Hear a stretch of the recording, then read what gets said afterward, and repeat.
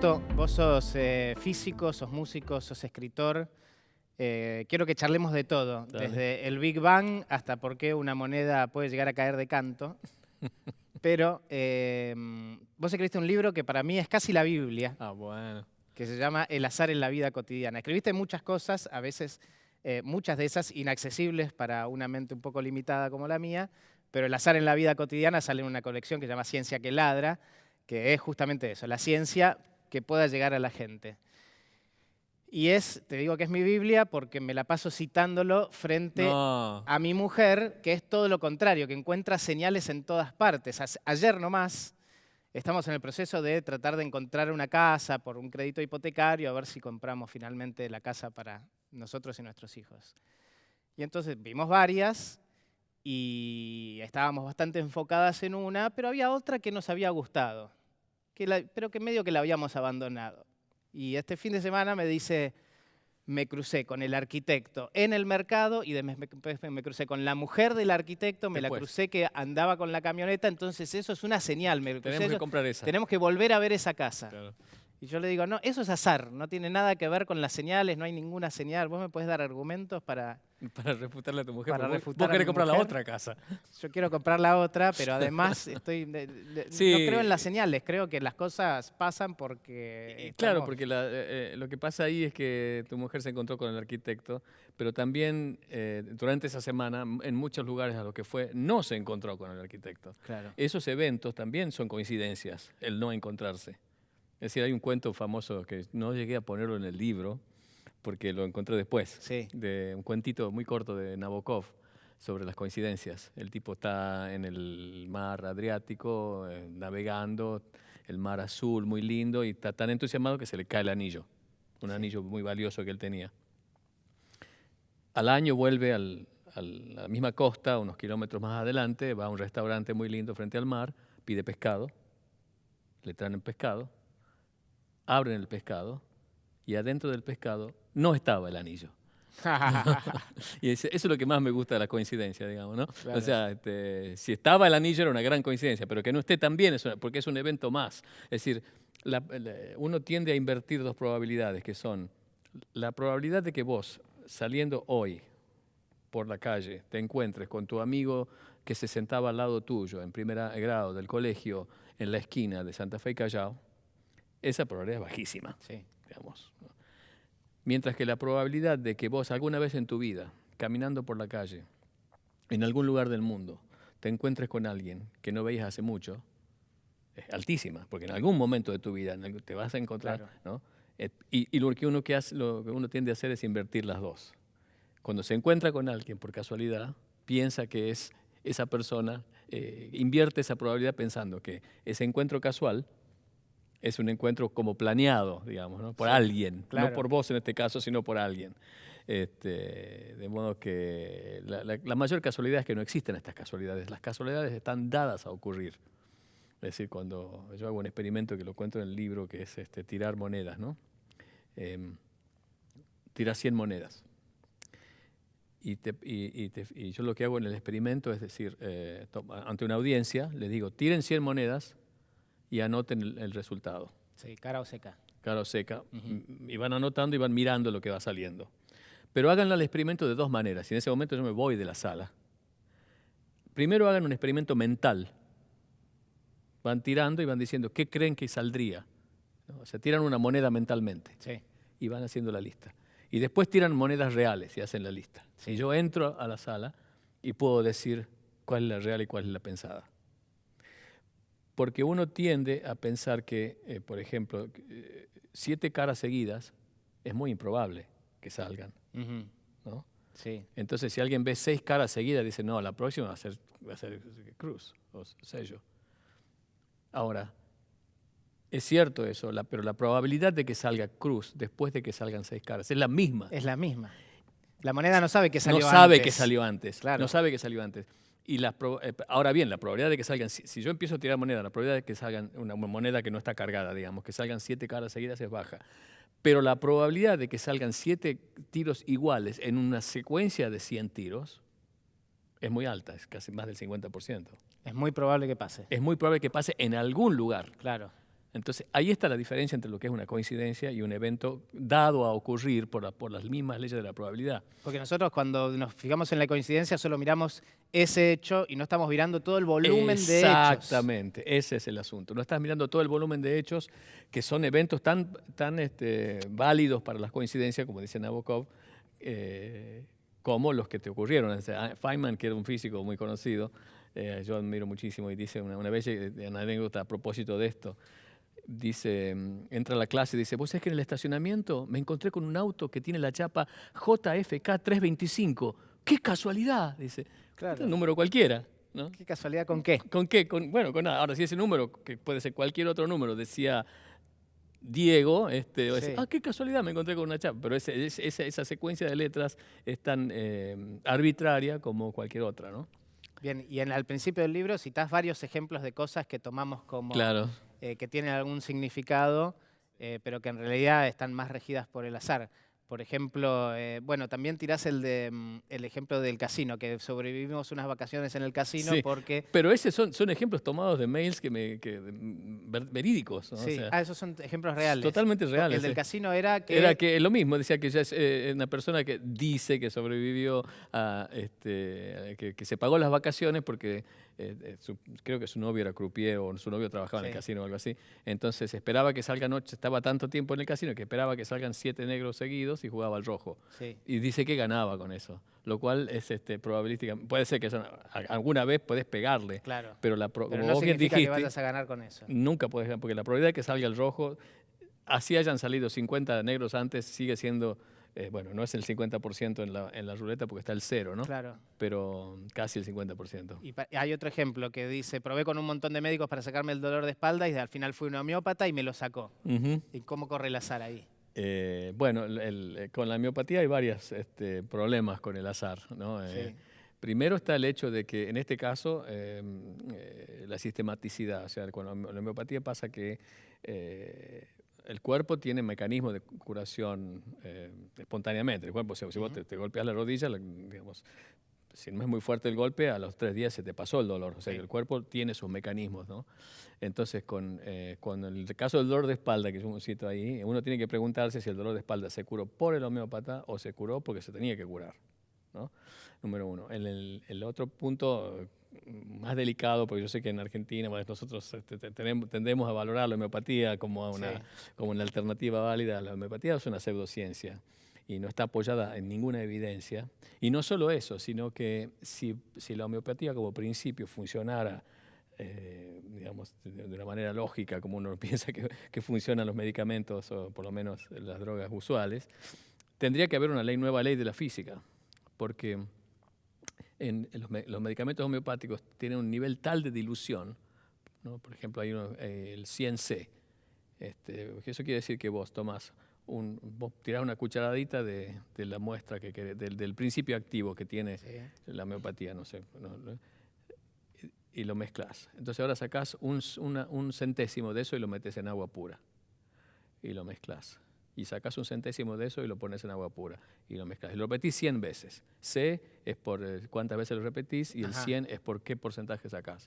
Si calculas la fracción de moléculas de lo que tenés que te quedan al final, es más chico que si yo hubiese puesto, muchísimo más chico, que si pongo una cucharada de azúcar en el mar y la revuelvo y después pruebo el agua a ver si está un poco dulce. O sea, la concentración de principio activo, una vez que haces ese proceso de dilución, es 0. Claro. No hay nada, hay agua pura. Hay agua. Hay agua pura. Y de modo que no hay nada, no hay ninguna. Entonces tenemos que pensar que hay otros principios de la naturaleza que están operando. ¿Por qué funciona la homeopatía? Porque son placebo, ¿no? El efecto placebo existe, no se entiende muy bien cómo funciona, pero existe. Y además, bueno, por una otra serie de cuestiones, inclusive hay médicos que la prescriben y que porque la gente la pide, ¿no? A la gente digamos, además de toda la mala prensa en gran medida justificada de los laboratorios y de toda la comercialización de los medicamentos usuales, ¿no? O sea que hay una combinación de cosas que hace que yo creo que la homeopatía de vuelta es uno de los casos en los que es una trampa en la que caemos por la mala comprensión del azar, de la estadística. Claro, fue azaroso. Si la homeopatía te curó, hay un Completamente. montón de otros que no los curó. Claro, exactamente. Hay muchos, y que no te cuentan, ¿no? Y que no tomas la muestra. Claro. Un montón de otros que no los curó. Y por otro lado también es más sutil porque también el cuerpo tiene su manera de curarse, aun cuando el placebo, o sea, te dan una pastilla de azúcar y te dicen que te están dando un antidepresivo y por ahí te sentís mejor. En muchísimos casos ocurre eso, digamos. El Valium en dosis muy bajas para gente que tiene niveles de ansiedad muy bajos, no los grandes niveles de ansiedad, pero es indistinguible del placebo. O sea, hay muchos experimentos de eso, ¿no? Entonces hay mecanismos de sugestión, de curación, Claro. ¿no? Ahora, el problema con todo esto, o lo que nos muestra el contraste con un físico, con un científico, con muchos de nosotros, no sé dónde leí hace poco que el ser humano es una máquina de fabricar sentido, o sea que tenemos que encontrarle un sentido a las cosas. Y muchas veces la ciencia nos demuestra que las cosas no tienen sentido, las cosas suceden porque suceden. ¿Qué te pasa a vos con el sentido? ¿La vida tiene sentido? ¿Las cosas tienen sentido? ¿O dónde está el sentido en la ciencia? Está muy buena esa pregunta. Lo de la máquina de crear sentido es también se ata con la comprensión errónea de las probabilidades. Sí, claro. Y es una cuestión evolutiva también, crear sentido, ¿no? Es decir, uno puede cometer, en general, en la apreciación de un evento, dos tipos de errores, digamos, ¿no? Tipo 1 y tipo 2 le llaman algunos estadísticos. Es tomar una hipótesis falsa como cierta o tomar una hipótesis cierta como falsa. Son dos tipos de errores. Y uno es mucho más costoso que el otro. Por ejemplo, si estoy en la sabana y veo una nube de polvo con una manchita y digo, es un tigre que viene, salgo corriendo porque es un tigre, cometí un error de tomar la hipótesis falsa como cierta. Esa mancha no es un tigre, la tomé como tigre. Salí corriendo, no me pasó nada. Ahora, si es un tigre que viene corriendo, yo digo, es una mancha de polvo que me quedo acá, total, no pasa nada. Sí. Estoy cometiendo otro error, tomando una hipótesis cierta como falsa. Y te come el tigre. Y me come el tigre. Claro. Entonces, uno tiende a cometer el otro error porque, digamos, si en los dos casos que cometa el error me salvo, Sí. ¿no? Entonces, el otro error lo cometo por si acaso, ¿no? Entonces, estamos creando sentido donde no lo hay. La mancha la nube de polvo con una mancha no es un tigre, pero lo estoy viendo como un tigre. Entonces empezamos a buscar sentido, significado, patrones, motivos donde no hay. Digamos, la borra del café, la forma de las nubes, que tienen forma que vemos forma de conejos, la luna y demás, ¿no? Ahora, el tema del sentido en la ciencia es un tema sutil, digamos, porque que se vincula con lo religioso, digamos, si hay un sentido, un propósito, ¿no? Con las creencias. Claro, yo creo que hay un gran misterio y que es fascinante conectarse con ese misterio. Y en ese sentido yo creo que los científicos, al menos yo me siento religioso en ese sentido, en el origen de la palabra religión, ¿no? De religar, de estar ligado a un misterio. No necesariamente porque haya un creador, sino porque hay un misterio. Con la física entendemos cómo describir las regularidades del mundo, pero ¿por qué es así? No lo sabemos, ¿no? Entonces, ¿qué sentido tiene el mundo? No sé si es la pregunta lícita, claro. pero sí como mi mente y la mente de muchos siente ese atractivo hacia la curiosidad de cómo funciona y el sentido de fascinación ante las sutilezas del mundo, ¿no? De modo que la respuesta si hay un sentido en la ciencia, yo para mí no hay un sentido en el sentido de quizás en la carga semántica religiosa del término. Ese gran misterio, por ejemplo, del que vos hablás, tiene que ver con, por ejemplo, lo que había antes del Big Bang. ¿Qué había antes del Big Bang? Claro. Es una pregunta muy, muy profunda, ¿no? Que quizás es más para un poeta que para un científico. No son las dos cosas. Bueno, gracias. Porque si aceptamos la teoría del Big Bang, que es bastante plausible, porque hay muchísima evidencia, directa e indirecta. Hubo un principio de alguna forma. Ahora, los conceptos de la física, no solo en el caso del Big Bang, sino en otros casos como la física cuántica o el mundo a niveles invisibles o a escalas muy grandes o a escalas muy chicas, se comporta de tal manera que podemos describirlo matemáticamente, curiosamente, lo podemos describir matemáticamente. Todo tiene una fórmula. Y hacer, no todo, pero muchísimo, tiene algunas fórmulas que lo describen y nos permiten hacer predicciones y corroborar esas predicciones. Ahora, esa descripción matemática no siempre tiene su correspondiente en el lenguaje hablado, en ese cuerpo de conceptos que hemos armado a lo largo de años de evolución para comunicarnos entre los seres humanos. O sea, el código de información que nos transmitimos es limitado en cuanto a la descripción de escalas distintas. Entonces, por ejemplo, hay cosas que pasan en el mundo microscópico que no son expresables en palabras. Entonces hay que usar metáforas. La partícula es una onda y una partícula. Los electrones son a la vez partículas y ondas y demás. ¿Por qué te digo esto? Porque en el caso del Big Bang, lo que se crea en esa teoría no es solo la materia, sino que es el espacio. Antes no había espacio. Se crea el espacio y se crea el tiempo. Entonces, si se crea el tiempo, no hay una noción de antes y después, porque todavía no había tiempo. Claro. ¿No? Entonces, ¿cómo describimos eso con palabras? ¿Y cómo lo metemos dentro de la intuición? Es muy difícil. Es muy difícil. Porque no tenemos una idea, no tenemos en nuestro lenguaje y en nuestra conceptualización del mundo la noción de un antes, de un instante que no tenga un antes, ¿no? Sí, claro. Ahora, ¿por qué? Porque pensamos el tiempo como una secuencia casi espacial, infinita, que va para la izquierda y para la derecha. Podemos ir para una sola dirección, no podemos volver para la otra, pero nunca pensamos que que puede haber un comienzo del tiempo mismo, ¿no? Y bueno, eso es lo que propone la teoría del Big Bang, porque en las teorías físicas, cuando las cosas se mueven muy rápido, cuando hay mucha energía en juego, el espacio y el tiempo están como enhebrados uno con otro, no se distinguen uno del otro. Entonces es como una dimensión extra que tiene, o sea, están en una coreografía muy extraña. Eso es una. Hay otros que piensan, también hay otras teorías que hay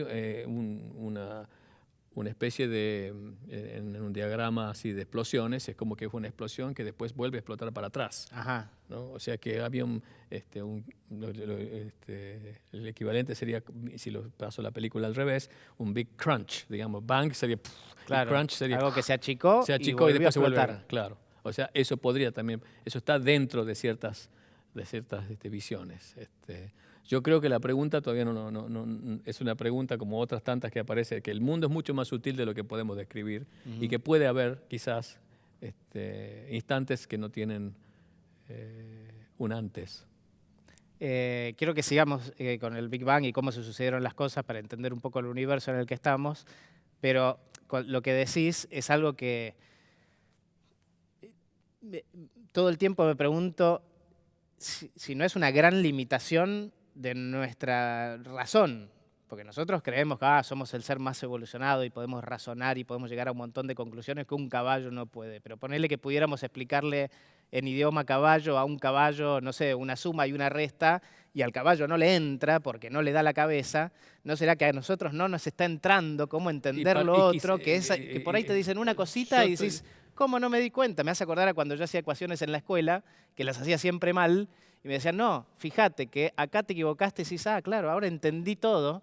Falta alguien que venga o que demos un pasito evolutivo en nuestro raciocinio que nos diga, pará, mirá esto. Quizás hay otras posibles inteligencias y se nos abre en otros lugares. Toda la explicación. Yo ¿por qué razón nuestra inteligencia tiene que ser la que es capaz de entender todo? Claro, eso. ¿No? A nosotros no nos da para entenderlo. Y ahí está para mí un gran punto el que acabas de hacer, porque todo eso que llamamos ciencia y por tanto la tecnología y demás, es una creación de la mente. O sea, no, el universo está ahí, vamos a creer que está ahí aunque nosotros no estemos, porque está ahí.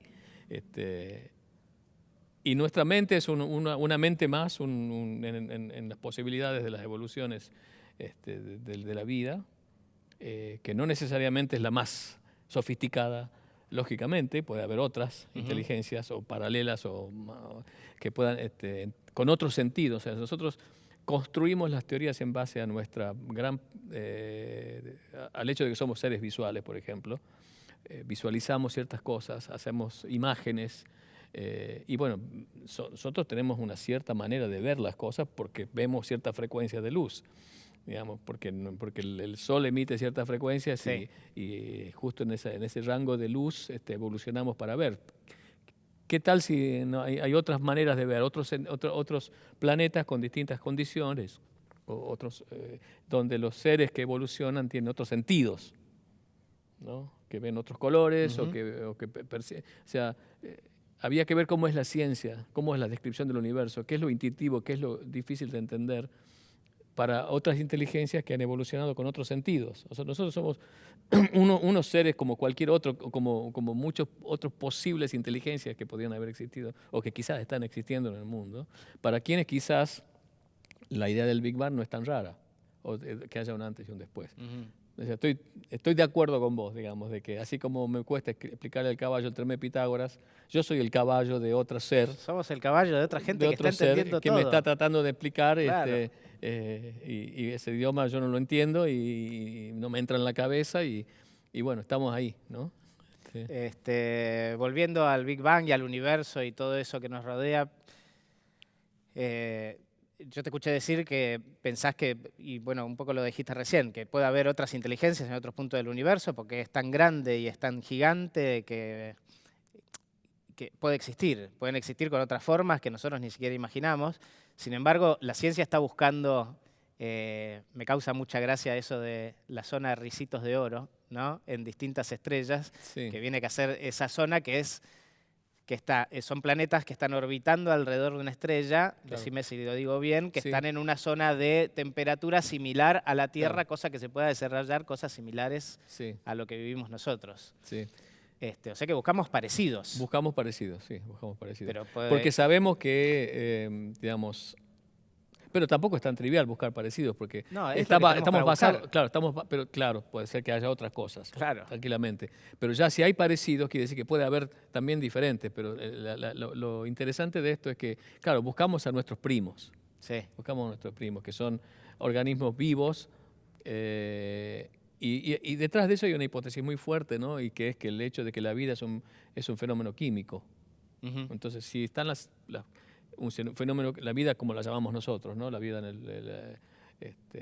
basada en carbono y en agua, y por ahí habrá otros elementos que dominan, pero hasta donde podemos ver, necesitamos las circunstancias de la Tierra parecidas para que se genere moléculas que se autorreplican y una vida parecida a la nuestra, ¿no? Pero a mí me parece que no es ignorable pensar que toda esta búsqueda está pautada por el hecho de que pensamos que la vida no es un fenómeno creado por un ser sobrenatural, sino que, dadas las mismas circunstancias que en la Tierra, es altamente probable que se genere algo análogo a lo que llamamos vida nosotros, ¿no? Organismos que se replican y que van creciendo en grado de complejidad.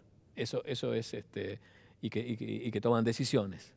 Yo creo que ya con Claro. eso ya tenemos bastante algo parecido a lo nuestro, ¿no? Ahora, si quizás hay otras formas, ¿no? Organismos extendidos que no solamente piensa un cerebro, sino que son varios cerebros conectados, no sé. Pero es cierto, estamos buscando nuestros primos. Y lo que sí sabemos es que vivimos en un lugar increíble, porque estamos mirando por telescopios hacia todo el universo y corregime, estamos viendo piedras, gases, cosas, pero encontrar un lugar donde veamos árboles, agua, bichos, la cantidad de variedad de cosas que hay en el planeta Tierra es realmente, es como que estás encontrando dentro de un lugar muy pequeño en todo el universo una variedad de cosas que después en todo lo demás es como muy homogéneo todo lo que hay. Bueno, es cierto que la complejidad en la Tierra es alucinante, pero en los últimos años he empezado a tener conciencia, y ya con evidencia, como decía, de estos planetas, que hay miles de millones de otros planetas, Sí. pero en los que es cierto que hay mucho espacio vacío entre nosotros y qué sé yo, la próxima estrella, que es 4 años luz, pero si uno considera la dimensión enorme que tiene el universo, quizás es un vecindario en el que las distancias son son grandes, pero que no necesariamente estamos solos, digamos, ¿no? La distancia de una casa a otra, visto desde un átomo, es infinita, digamos, Claro. ¿no? Porque Pero por ahora lo que vimos por ahora lo que vimos son lugares en los que son lugares poco complejos, por así decirlo.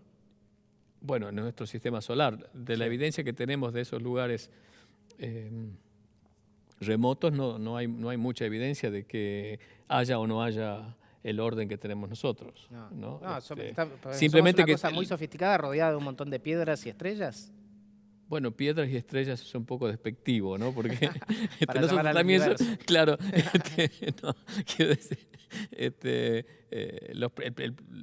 primer sistema solar que tenemos, al que hemos visto más o menos, que podría tener separación al nuestro, está, no sé, ponerle 75 años luz, o más, o bastante más. Pero bueno, hasta ahí hay vacío, piedra, como decís vos, planetas. Sí. Nuestro planeta también está lleno de piedras, ¿no? También, sí.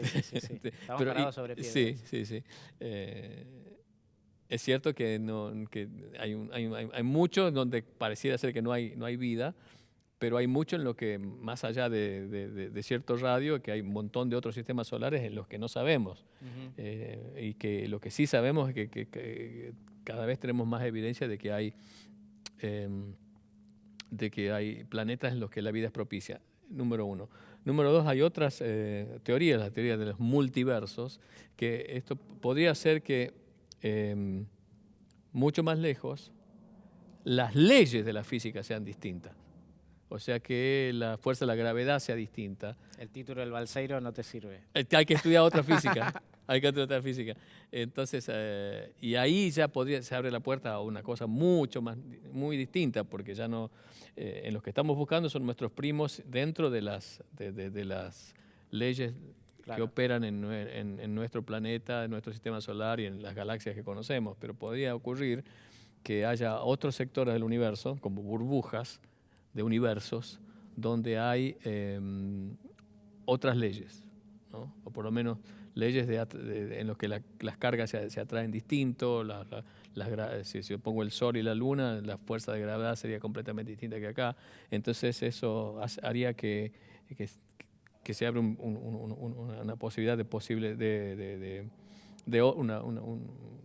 una miríada de órdenes posibles Claro. que son muy distintos que el nuestro. O sea, sí, hay mucho vacío, pero quizás también hay más allá mucho orden, ¿no? Bien, una de las últimas novedades que tuvimos acerca del universo, bueno, fue hace un par de años creo ya, fue lo de las ondas gravitacionales, que como que se comprobó algo que Einstein había intuido, supongo. Bueno, intuido, más que intuido, está dentro de la teoría. O sea, Bueno, quiero empezar a preguntarte por qué Einstein fue un genio. Explícame, que sé que fue un genio, pero no tengo bien en claro cómo se lo explico a alguien.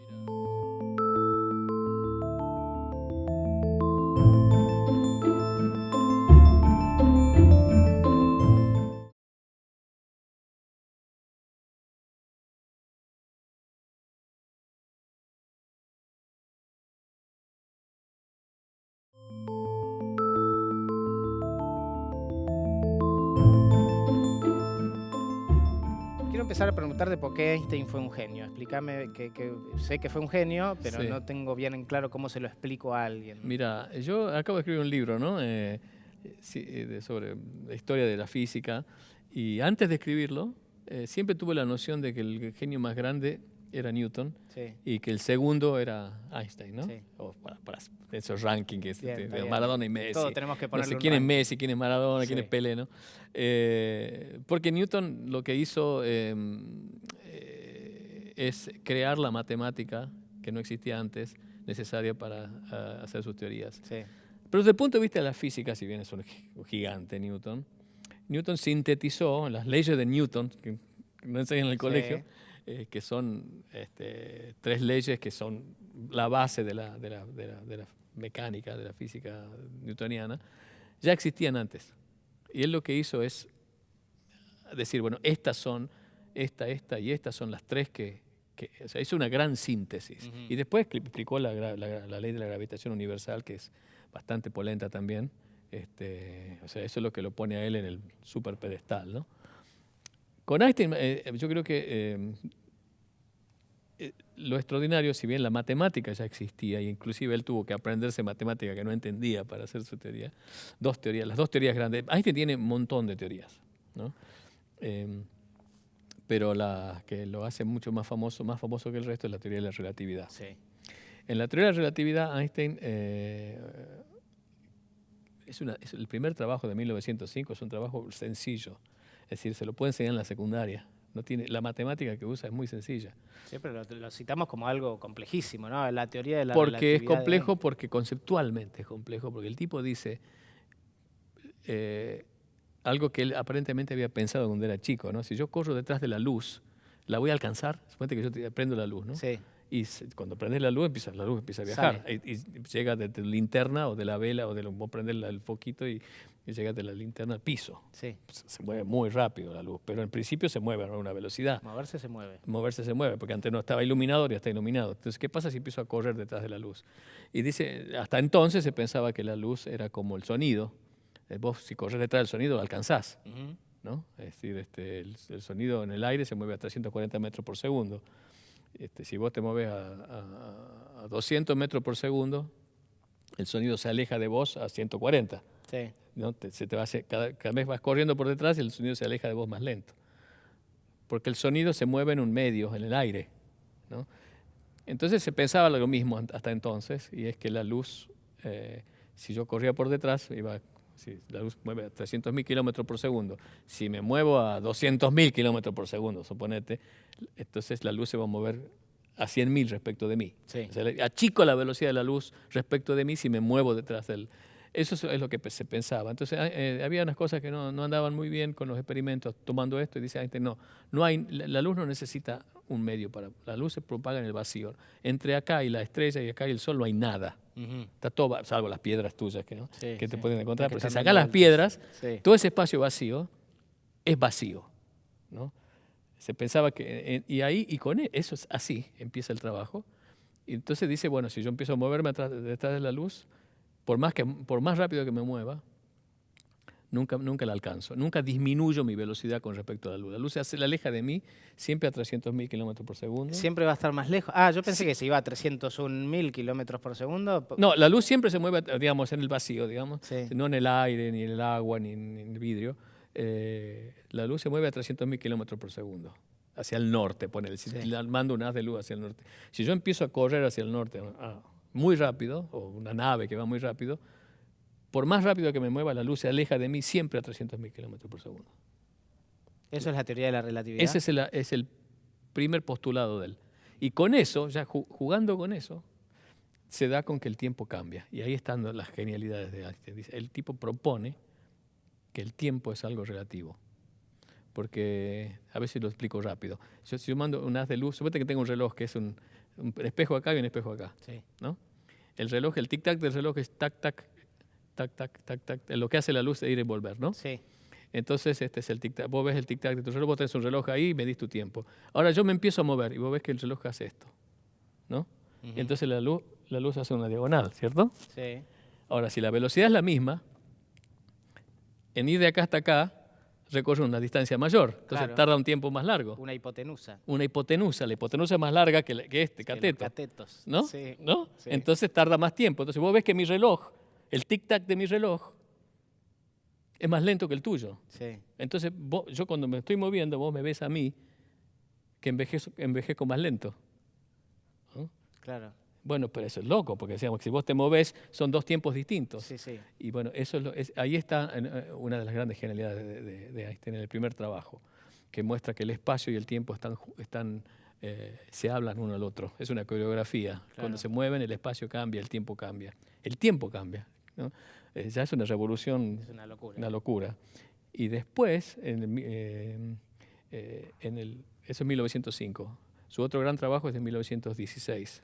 1915, 1916. Porque él dice, bueno, ahora nada se puede ver más rápido que la luz, porque si la luz siempre se aleja de vos, sí. Y si vos corres hacia la luz siempre se aleja a la misma velocidad, nunca la alcanzás. Entonces la luz es lo más rápido de todo. Entonces, si Einstein dice, bueno, ahora, ¿qué pasa si yo tengo un planeta acá y otro planeta acá y de pronto muevo este planeta? La ley de Newton dice que se atraen, y se atraen con respecto a la distancia, ¿no? Si está más cerca se atrae más, si está más lejos.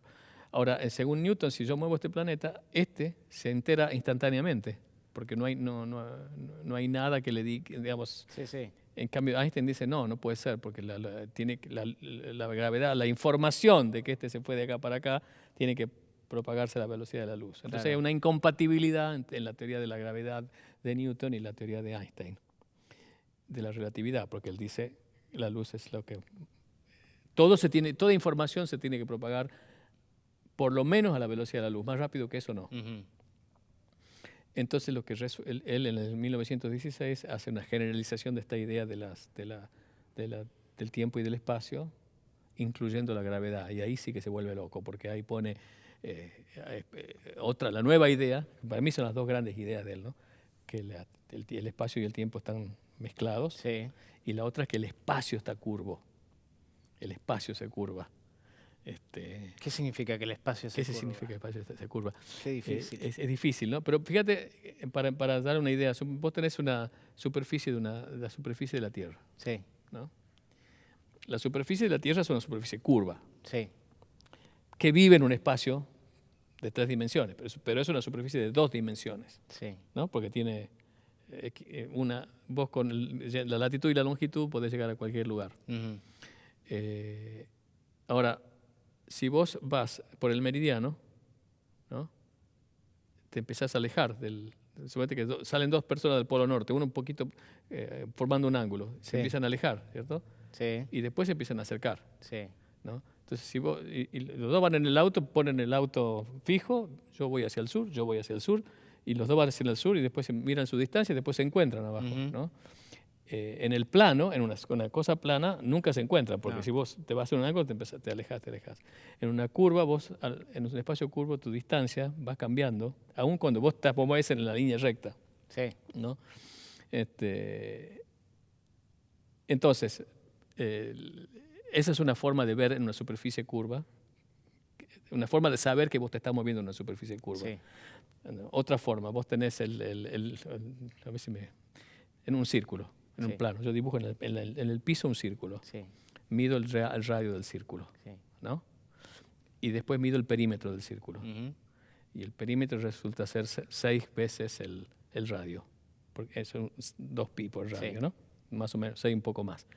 Entonces, la relación entre el radio y el perímetro es una relación que es muy intrínseca al círculo. ¿Está bien? Sí, Ahora, suponete que estoy en una superficie curva, en el polo norte.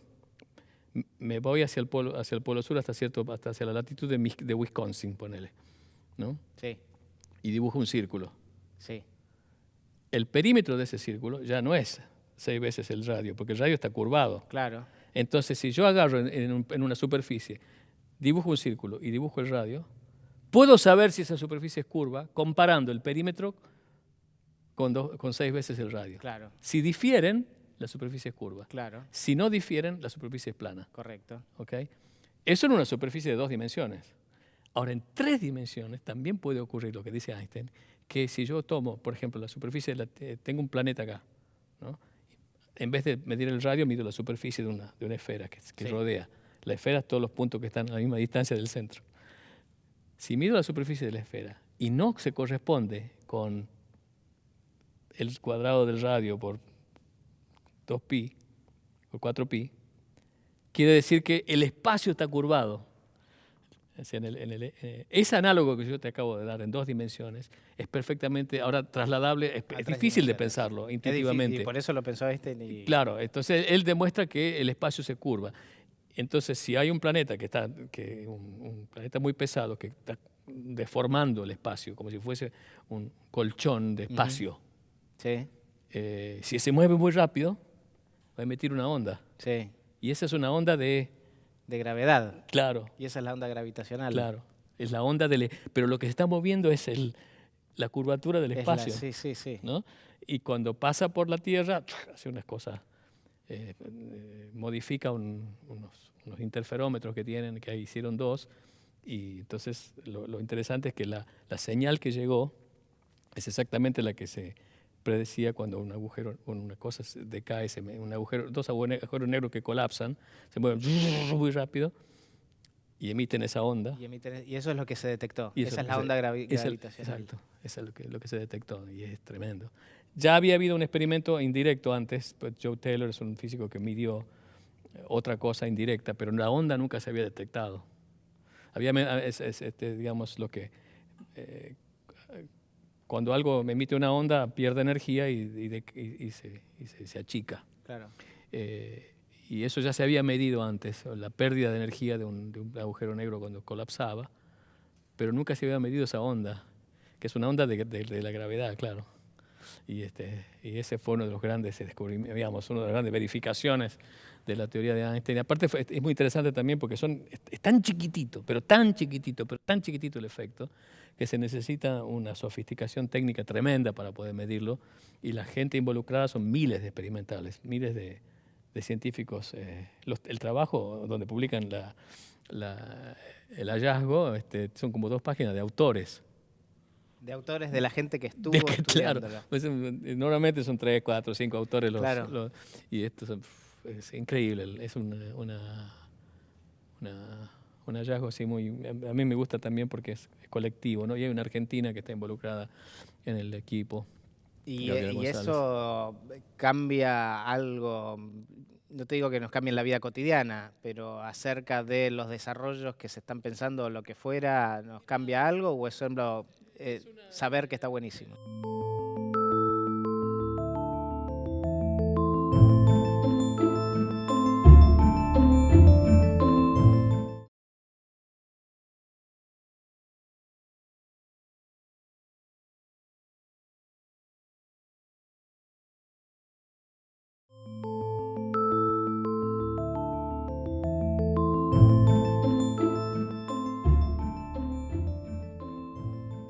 Y eso cambia algo, no te digo que nos cambie la vida cotidiana, pero acerca de los desarrollos que se están pensando o lo que fuera, ¿nos cambia algo o es solo saber que está buenísimo? Hay 2 niveles de qué es lo que cambia, ¿no? Uno es que cierra nuestra comprensión de la teoría de Einstein, que la teoría de Einstein estaba bien y que, bueno, en ese sentido no hay un avance práctico, porque ¿de qué me sirve para hacer mejores iPhones si yo sé que la teoría de la relatividad funciona? Sí. Que yo ya medio que sospechaba que iba a funcionar, pero nunca la había comprobado del todo, ¿no? Pero, por otro lado, también es cierto que avanzar en el conocimiento tiene 2 ventajas. Una, que te mejora la mente, y al mejorarte la mente seguramente eso va a redundar en algún beneficio tecnológico para la humanidad, porque entendemos mejor las cosas. Y por otro lado, también está el hecho de que cuando hay proyectos colectivos con muchísima sofisticación técnica, hay ramificaciones inesperadas de los descubrimientos. Hay muchísimas historias de el horno a microondas que se descubre cuando están haciendo comunicaciones con radar y el tipo descubre que se le derrite la barrita de chocolate. ¿Cuándo fue? ¿Cómo fue eso? En el 42, 3, 4, por ahí, que estaban estudiando, quizás antes, durante la Segunda Guerra, sistemas de telecomunicaciones usando ondas de radar, ondas digamos, más cortas que la de radio, pero por ahí. Entonces jugaban con las distintas longitudes de onda. El microondas tiene longitud de ondas, es una onda de luz. Uh-huh. Para que las ondas que vemos nosotros son una longitud de onda, la vibración de la onda es muy chiquitita, mucho más chica que un cabello. La del microondas es una onda de luz que no podemos ver porque que tiene la longitud del horno microondas, ¿no? Y resulta ser que esa frecuencia, ellos estaban buscando comunicarse, no estaban buscando calentar nada. No. Y se dieron cuenta que a esa frecuencia el agua se mueve, se sacude, y cuando se sacude a sus moléculas de lado y la calienta. Y no lo descubrieron de casualidad porque tenían la barrita de chocolate. Dicen, esto no sirve para comunicaciones, pero si le cambiamos la frecuencia, sirve para calentar agua. Claro. No sé si servirá para algo, pero yo me acuerdo que un vecino mío que hizo la tesis doctorada con Charles Townes, que es el inventor del láser, y trabajaba entonces para los laboratorios Bell Labs de de telecomunicaciones que tenían un laboratorio de investigación y bueno, descubrieron el láser y bueno, hicieron un prototipo y tenían que llevárselo a los administrativos, a los gerentes de Bell Labs y decirle que mirá lo que descubrimos. Sí. Pero no se le ocurrió qué aplicación podía tener. Claro. Entonces hicieron un pelapapas óptico. Lo único que se le ocurrió es que ¿para qué sirve esto? Yo concentro mucha luz en un coso, bueno, haga un pelapapa. Mira, sí, sirve para hacer un pelapapa. Y hay una filmación muy linda de un pelapapas óptico hecho con el láser. Y bueno, es algo que surge de experimentar en otras cosas. En este caso, en el caso de la onda de gravedad, volviendo al láser, después las aplicaciones del láser son infinitas, digamos. ¿No? Y con el caso de la onda de gravedad, quizás hay tanta ingeniería de precisión, pero una cosa de precisión altísima, porque cuando viene la onda de gravedad hay dos espejos que están a 1 kilómetro y tanto de distancia, que vos tenés que ser capaz de medir los espejos hacen esto cuando pasa la onda. Pero esta distancia es mucho, mucho más chica que un átomo. Eso es lo que, digamos, vibra muchísimo, el espejo. Claro. Lo que vibra el espejo es muchísimo más chico que el tamaño de un átomo. Imagínate la precisión que tenés que tener para poder ser capaz de medir eso, ¿no? Sí. Yo cuando era... que es casi ciencia ficción. Pero también es ciencia ficción pensar que uno puede saber con el GPS de tu celular que estás en la esquina de Santa Fe y Callao y no en Coronel Díaz. Porque la precisión que tiene que tener el GPS, porque funciona con luz, con microondas de vuelta que van a la velocidad de la luz, y funciona con relojes el GPS. Entonces vos tenés que saber tener una precisión suficiente, que es la que tarda la luz en ir de Santa Fe y Callao a Coronel Díaz, que tarda una millonésima de una millonésima de segundo. Sí. Pero si vos me decías eso cuando yo era estudiante, decía, no, esto no va a funcionar. Nunca va a pasar. No, porque te necesitas muchísima, muchísima precisión. Y bueno, en este caso son una ramificación de investigaciones militares. Pero las cosas de alta precisión nunca saben en qué pueden terminar, ¿no? O sea, siempre es bueno experimentar, aun cuando sea algo muy básico, muy casi filosófico, que es la verificación de la teoría de la relatividad. Pero nunca sabemos a dónde va. Siempre es inesperado y en gran medida beneficioso. Sí. Todo avance es beneficioso, todo avance intelectual es beneficioso. Y cuando estás con investigaciones, te obsesionás, porque me da la sensación que si estás ahí a punto de descubrir algo, son cosas que deben ser difíciles de sacarte de la cabeza. Te acostás a la noche y te dormís y al día siguiente te podés dormir pensando en esas cosas. Absolutamente, absolutamente. A veces cuando digo, estoy viendo tele, digo, bueno, no sé si tengo tanto sueño, pero entonces no, ya sé que estoy pensando, siempre estoy pensando en algún problema, ¿no? Y digo, bueno, no, esto lo voy a pensar, o me voy a dormir, me voy a pensar. Y ocasionalmente me levanto con la solución. Pero no hay cosa mejor para mí que irse a dormir con un problema matemático en la cabeza y tratar de hacerlo mentalmente. Y en esos momentos yo pienso, qué increíble la gente los matemáticos, o inclusive Hawking, que no escribe. Hay historias de matemáticos ciegos, ¿no? que son famosos, y ciegos de nacimiento, que demostraron teoremas de geometría que tiene que ver con el espacio, imaginando solamente. Sí, cuando me voy a dormir me gusta dormirme pensando en dándole vuelta a un problema, que es una mitad de placer y obsesión, ¿no?